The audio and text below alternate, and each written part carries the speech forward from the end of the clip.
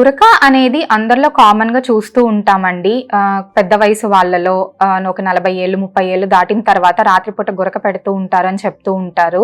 కానీ ఎప్పుడు టెస్ట్ చేయించుకోవాలి అనేది తెలుసుకోవాలి. అది ఇంపార్టెంట్. ఎప్పుడైతే గురక సౌండ్ చాలా ఎక్కువగా వస్తుంది, అంటే పక్కన మీ పార్ట్నర్ మీ గురక వల్ల ఇబ్బంది పడుతున్నారు అనిపించినా, లేదంటే ఈ గురక వల్ల బాగా నిద్ర డిస్టర్బ్ అవుతున్నా, పొద్దున్నే లేవగానే తలనొప్పి, బాగా సివియర్ తలనొప్పి కానీ ఇట్లాంటివి ఉంటున్నా కూడా టెస్ట్ చేయించుకోవాల్సి ఉంటుంది.